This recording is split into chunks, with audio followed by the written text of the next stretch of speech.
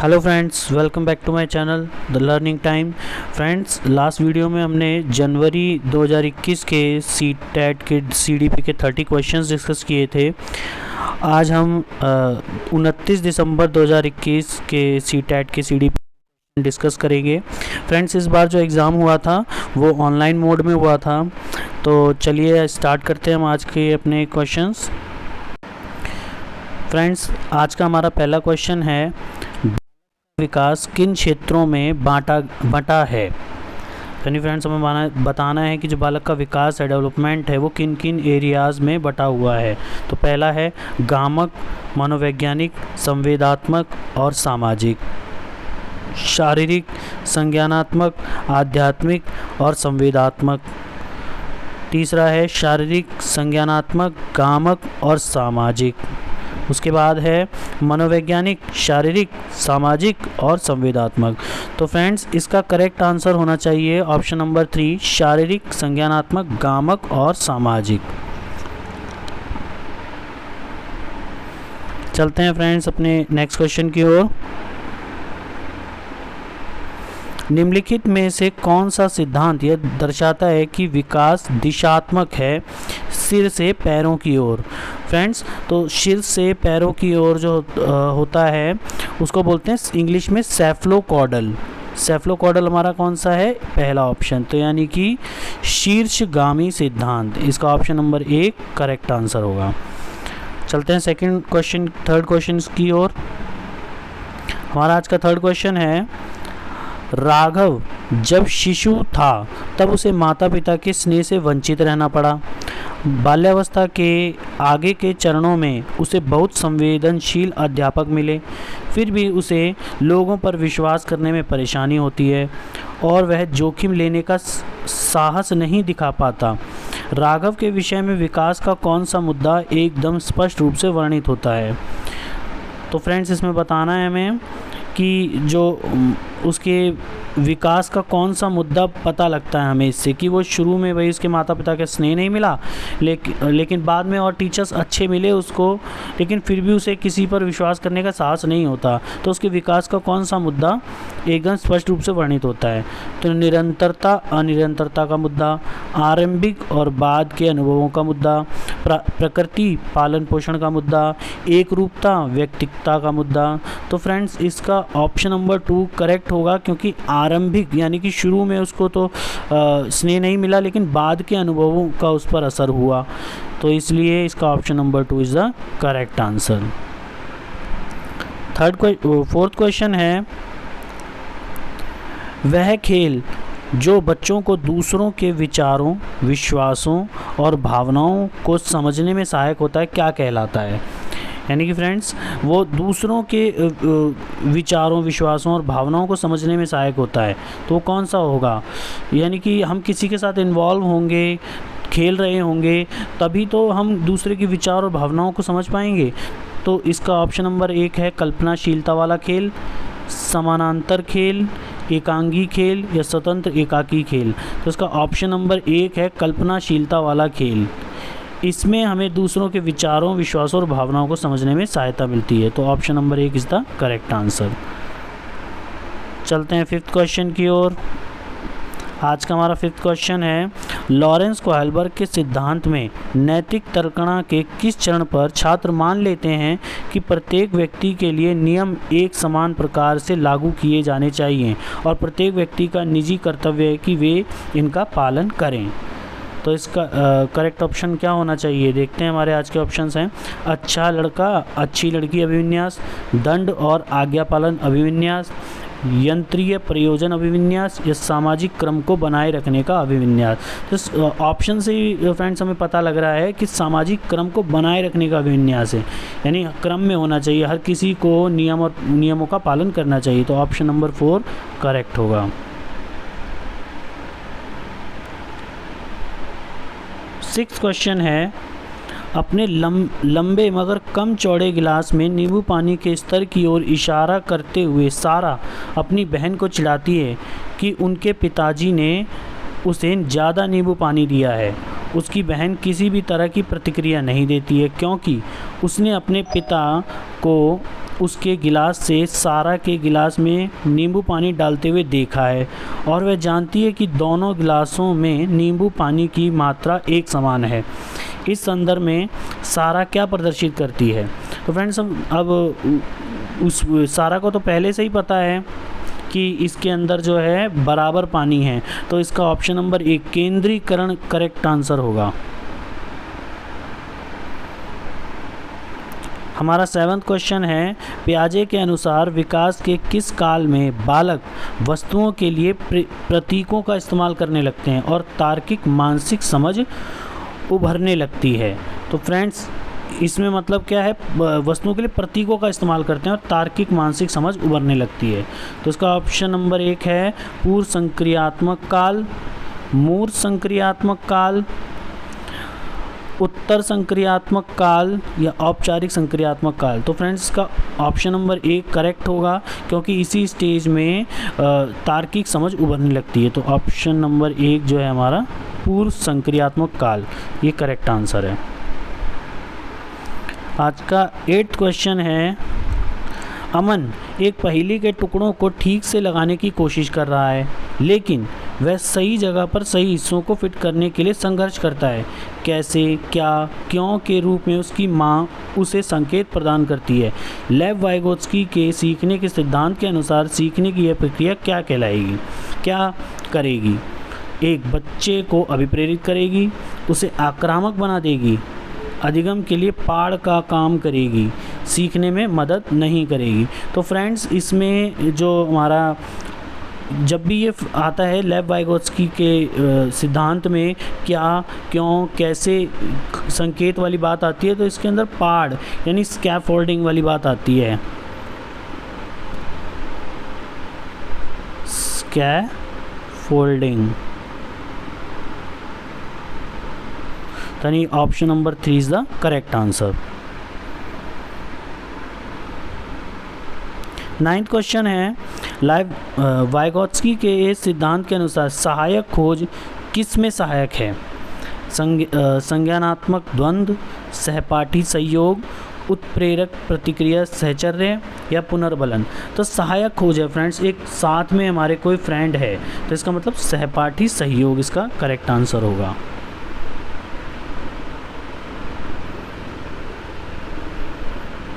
10वां question है, Harvard gardener के बहुआयामी बुद्धि के सिद्धांत के अनुसार निम्नलिखित में से किसका प्रयोग दृष्टिगत जगत को सही तरह से अनुभव करने की योग्यता और अपने आरंभिक अनुभवों में परिवर्तन लाने की योग्यता के लिए किया गया है? तो इसके ऑप्शंस हैं शारीरिक गतिबोधक बुद्धि, स्थानिक बुद्धि, तार्किक गणितीय गणन बुद्धि या अंतः व्यक्तिक बुद्धि। तो फ्रेंड्स, जब इसमें हार्वर्ड गार्डनर की बहुआयामी बुद्धि के सिद्धांत है, तो इसमें दृष्टिगत जगत की बात आ रही है, तो जगत की बात आई तो स्थानिक बुद्धि ही इसका करेक्ट आंसर होगा।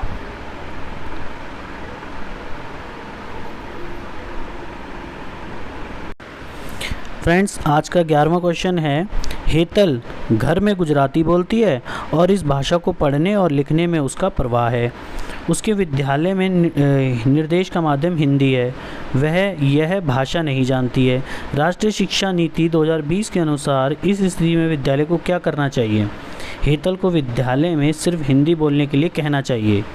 बहुभाषावाद की संस्कृति सृजित करने के लिए सभी बच्चों को एक दूसरे की मातृभाषा का सम्मान करने के लिए कहना चाहिए। अध्यापक को हेतल से कहना चाहिए कि उसने जो कुछ भी घर में सीखा है उसे भूल जाए। हेतल को उस अनुभाग में भेज देना चाहिए जिसमें निर्देश का माध्यम अंग्रेजी है। तो फ्रेंड्स, ऐसे में क्या होगा कि ऑप्शन नंबर 2 कहता है बहुभाषावाद की संस्कृति सृजित करने के लिए सभी बच्चों को एक दूसरे की मातृभाषा का सम्मान करने के लिए कहना चाहिए। तो फ्रेंड्स, अब वो हिंदी तो जानती नहीं है, तो क्लास में क्या होगा, एक दूसरे की मातृभाषा का सम्मान करने के लिए कहा जाएगा। तो इसका ऑप्शन नंबर 2 करेक्ट है। 12वां क्वेश्चन है, जेंडर जन्म के समय निर्धारित होता है, आनुवंशिक विशिष्टताओं द्वारा पूर्व निर्धारित होता है, सामाजिक संरचनाओं द्वारा आरोपित होता है, एक आंतरिक गुण है। तो फ्रेंड्स इसका ऑप्शन नंबर 3 है, सामाजिक संरचनाओं द्वारा आरोपित होता है। जेंडर जो है वो सामाजिक संरचनाओं द्वारा आरोपित होता है। इसका ऑप्शन नंबर 3 करेक्ट होगा।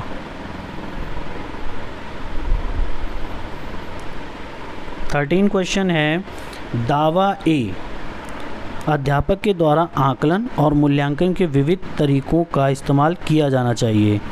तर्क आर, मूल्यांकन का उद्देश्य अच्छा निष्पादन करने वाले विद्यार्थियों को शेष कक्षा से पृथक करना है।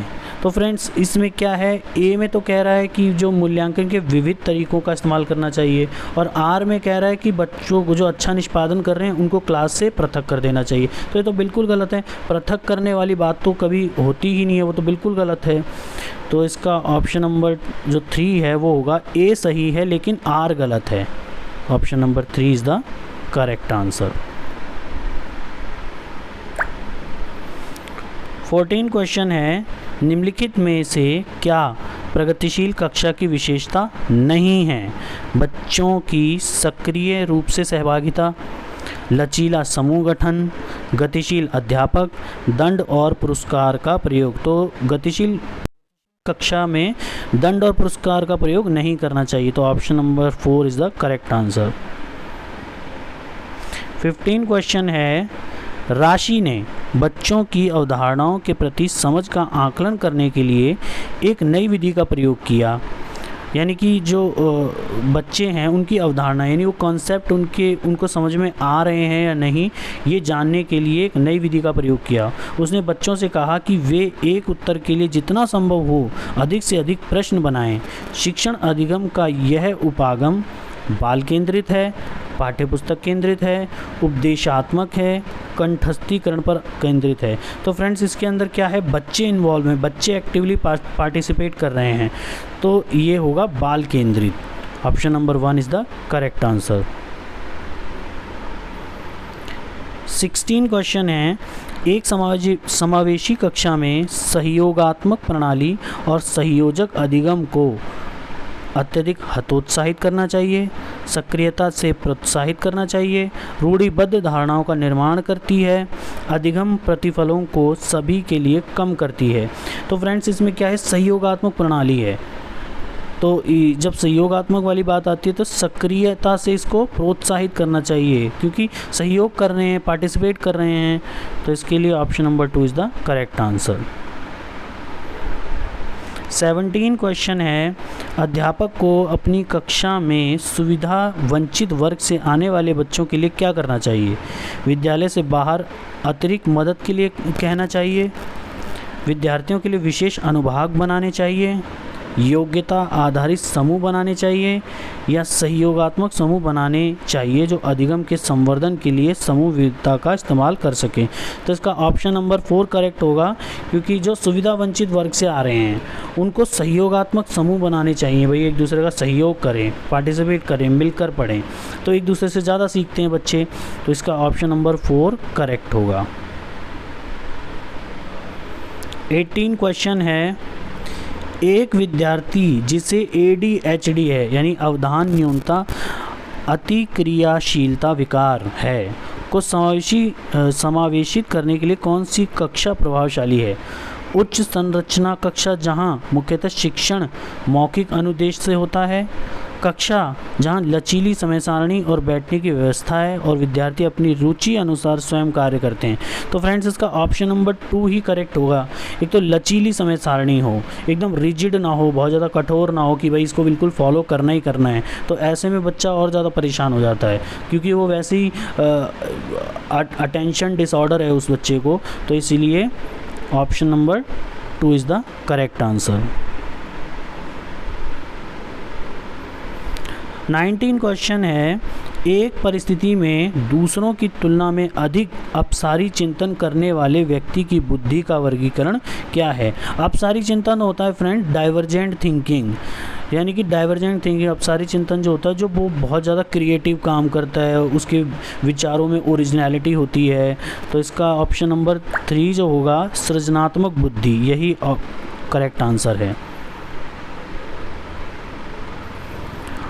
20 क्वेश्चन नंबर 20 है, वह छात्र जिन्हें पठन वैकल्य है, पठन वैकल्य मतलब डिसलेक्सिया है, उन्हें मुख्यतः किस में दिक्कत आती है?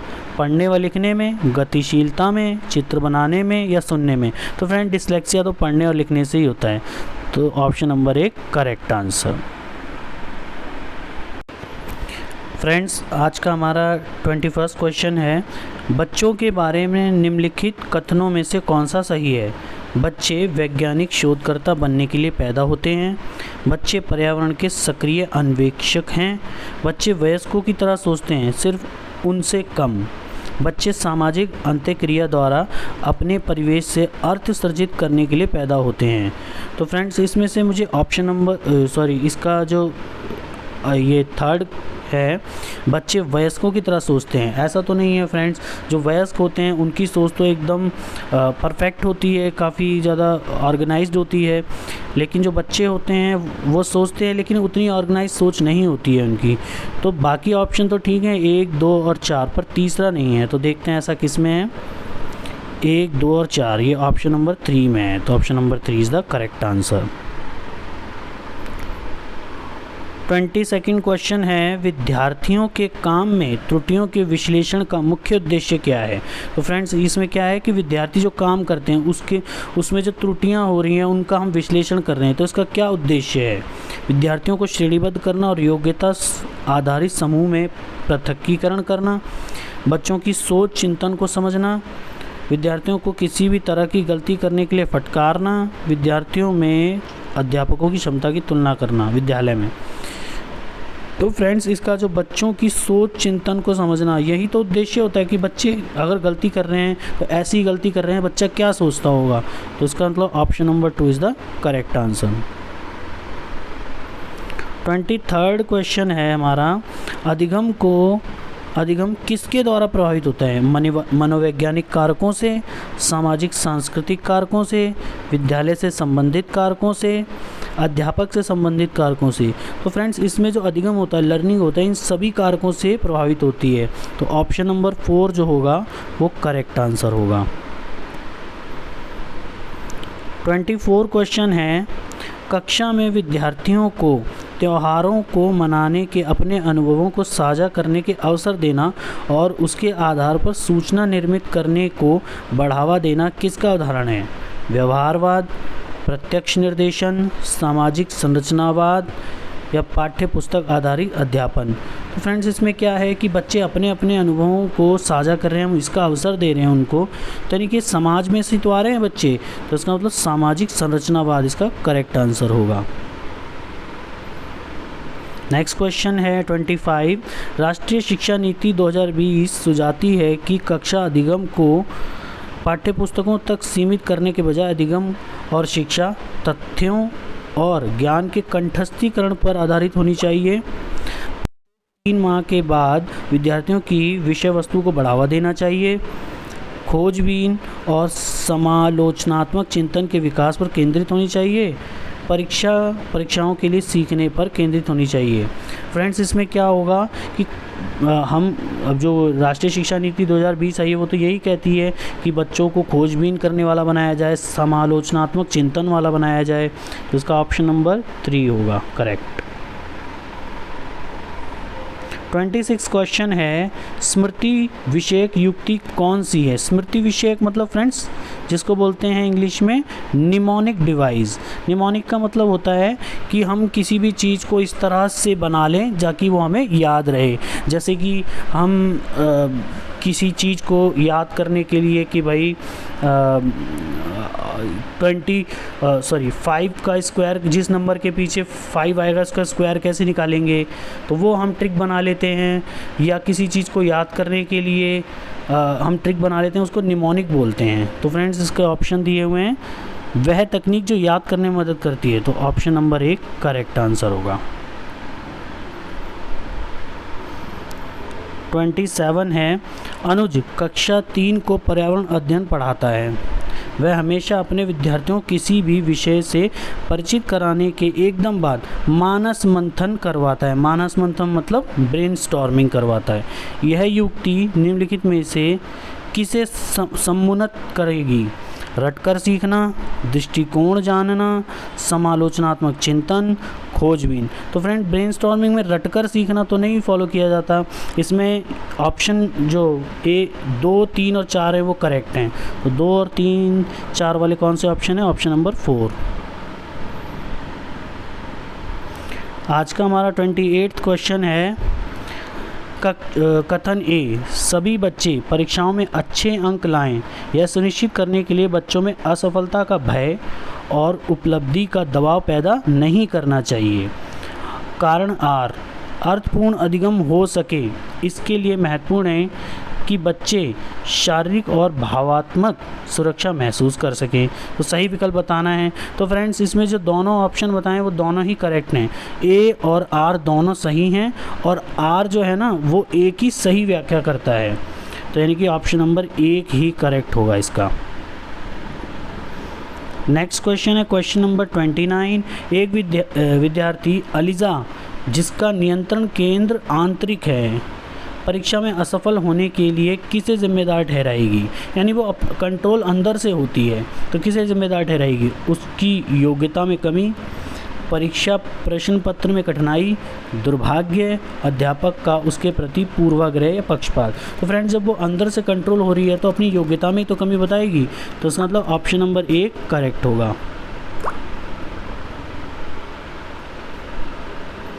आज का हमारा लास्ट क्वेश्चन है क्वेश्चन नंबर 30। एक अध्यापिका चाहती है कि उसके विद्यार्थी आंतरिक रूप से अभिप्रेरित रहें, उसे क्या करना चाहिए? उसे कक्षा में प्रतियोगिताओं को प्रोत्साहित करना चाहिए और बच्चों में तुलना करनी चाहिए, बच्चों में डर और चिंता पैदा करनी चाहिए, भौतिक पुरस्कार देने चाहिए, बच्चों में जिज्ञासा प्रोत्साहित करनी चाहिए और सीखने के आनंद को प्रेरित करना चाहिए। तो फ्रेंड्स जब वो क्या करना चाहती है, विद्यार्थियों को आंतरिक रूप से अभिप्रेरित रहें ये करना चाहती है, तो बच्चों में जिज्ञासा प्रोत्साहित करनी चाहिए और सीखने के आनंद को अभिप्रेरित करना चाहिए। तो option number 4 is the correct answer. तो फ्रेंड्स ये थे हमारे आज के 30 क्वेश्चंस। आपको ये क्वेश्चंस कैसे लगे हमें कमेंट बॉक्स में ज़रूर बताएं, और हमारे चैनल को अब तक आपने सब्सक्राइब नहीं किया है तो चैनल को सब्सक्राइब कर लें, ताकि जिससे हमारे नेक्स्ट आने वाली वीडियोस का नोटिफिकेशन आपको मिल सके, और इस वीडियो को एक लाइक ज़रूर दें। Thank you very much.